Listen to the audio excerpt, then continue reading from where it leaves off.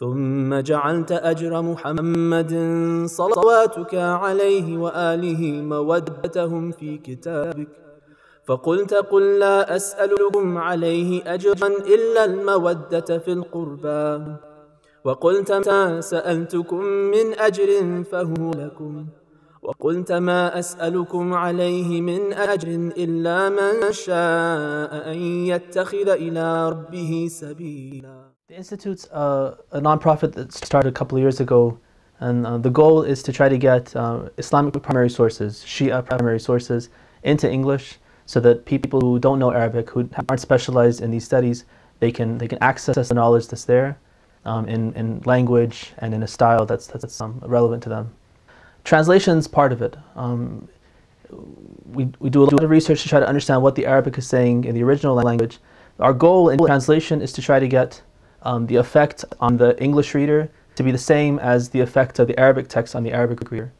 That's only part of it. A great part of our work goes into writing commentary on these texts.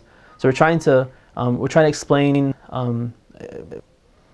explain to our audience issues that we think are going to come into their minds as they're reading the text of Hadith or the Dua. This is the first thing that we've published. From the beginning, we started out and we've continued to work on Usul al-Kafi. That's a long-term project.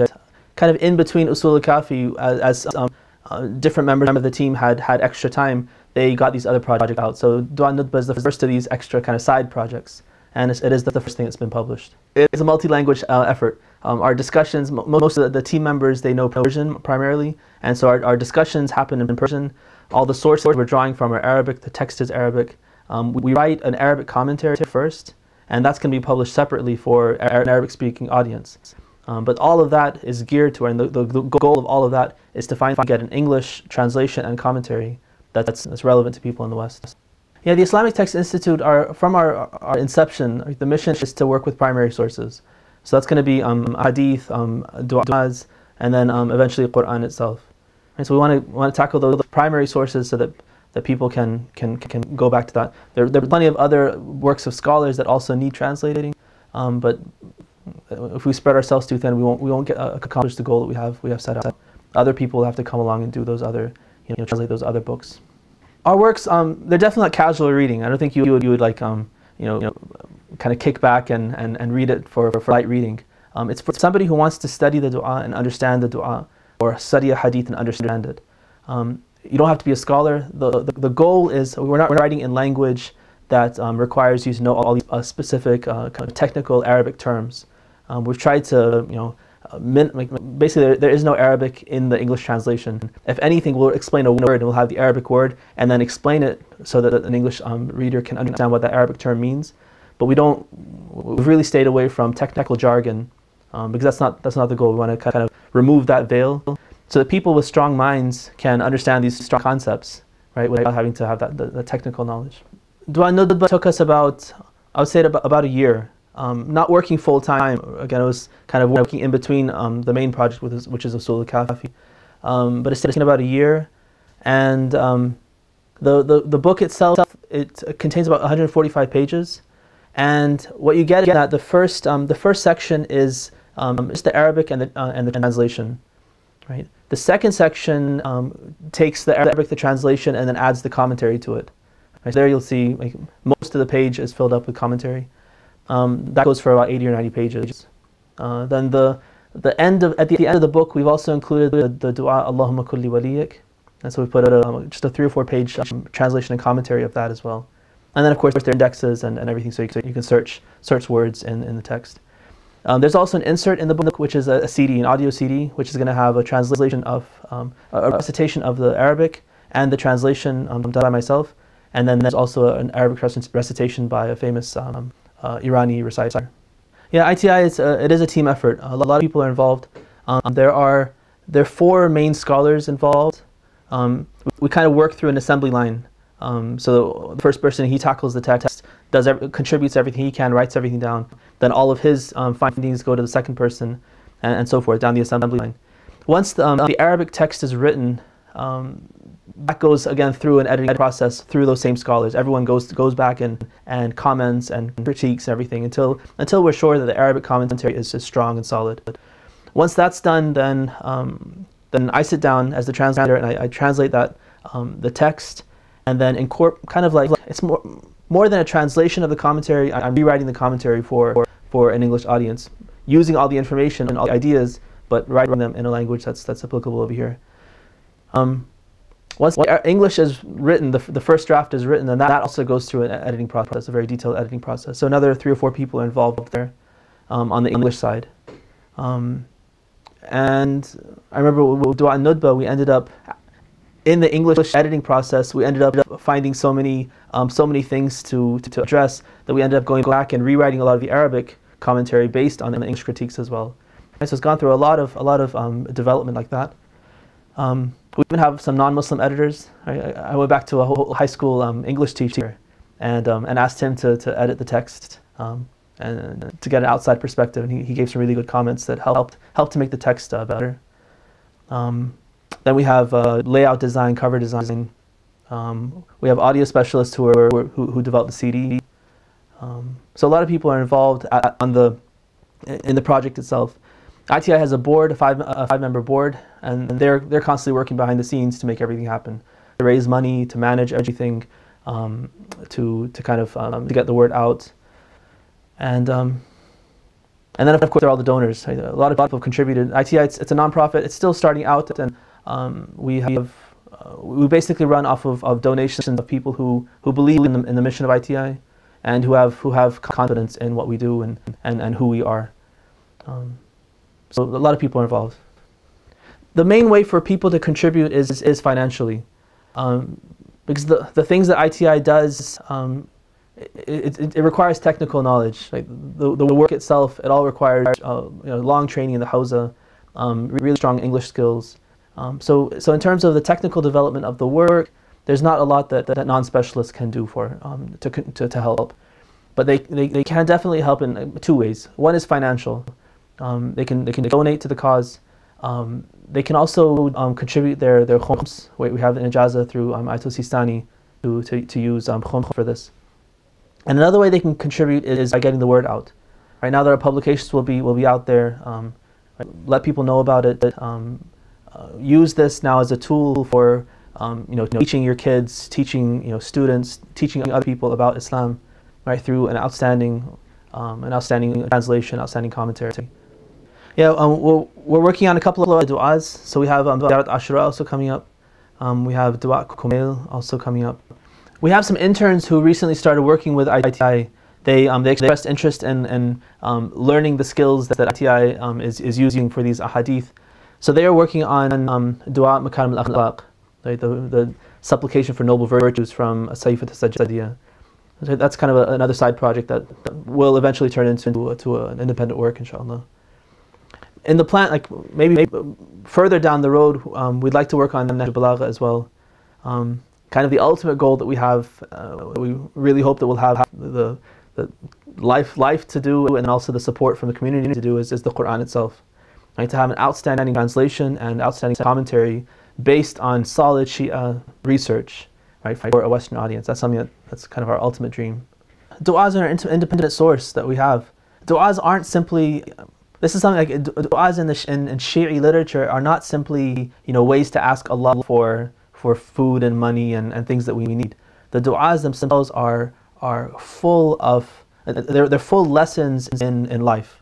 Right, that's something that we tried to bring up into Al-Nudbah. We realized in Al-Nudbah first, and we tried to bring that out in our commentary to show that this is it's a solid lesson in our fundamental beliefs as Shias.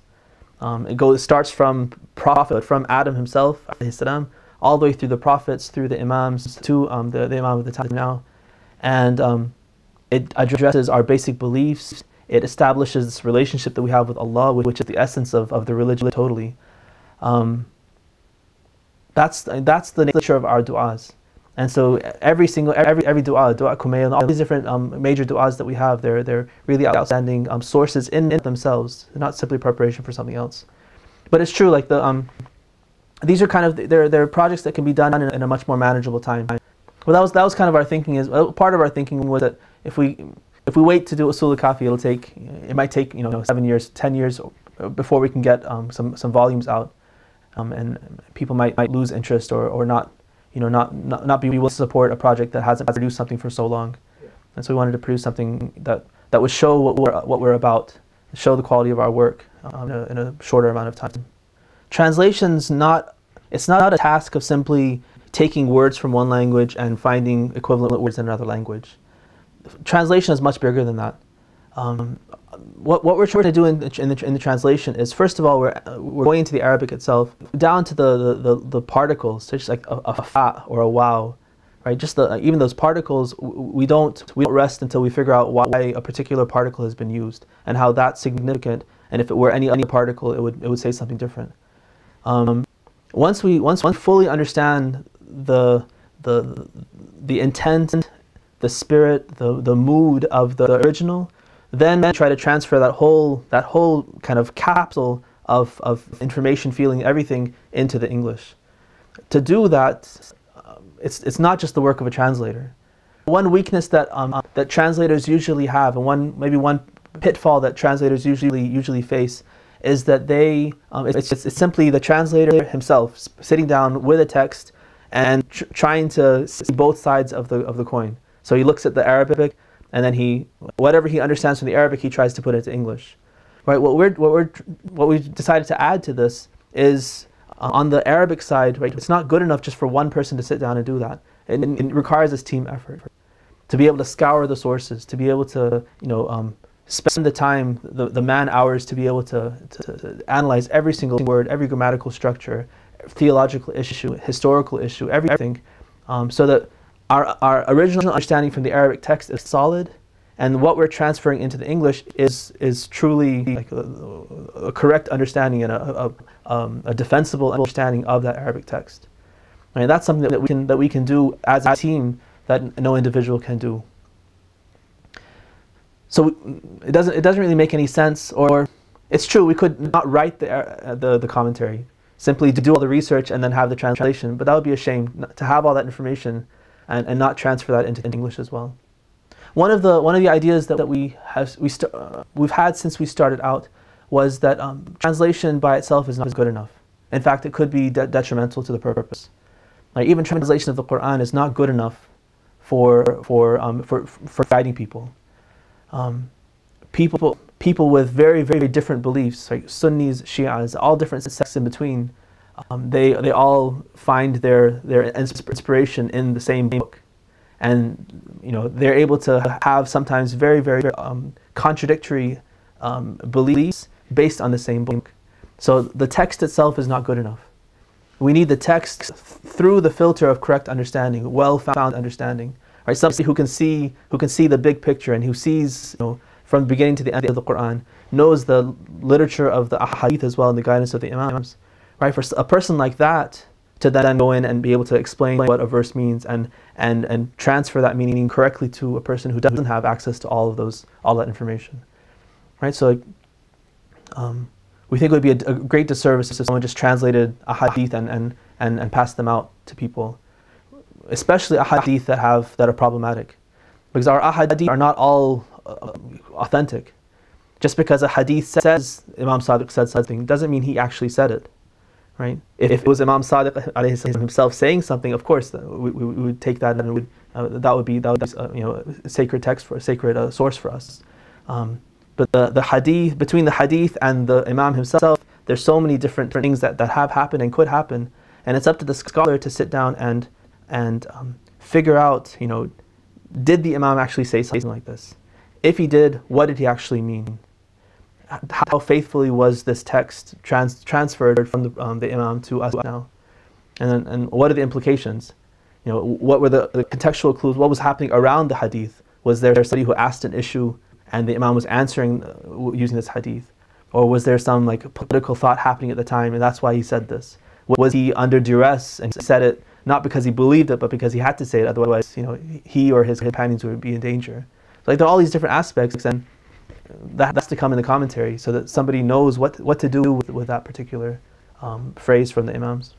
The thing that could have the most significant difference, or the thing that could make the greatest difference for our community of Muslims, is education. If our people could be educated. To be educated, you have to have access to sources. And that's the goal of ITI. We're trying to put sources in an academically strong, like theologically strong, strong in every way, in a form that's strong in every way. We put that into people's hands so they can access this knowledge and benefit from it. Then you ordained in your book that the recompense for Muhammad, may your mercy be upon him and his family, would be devotion to his family when you said, "Tell them, I do not ask any compensation for my work except your devotion to my family."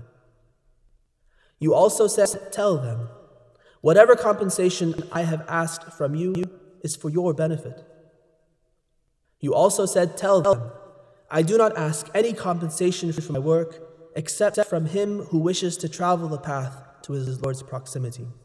Thus, the Prophet and his family became the only path for us to reach you, to reach your pleasure.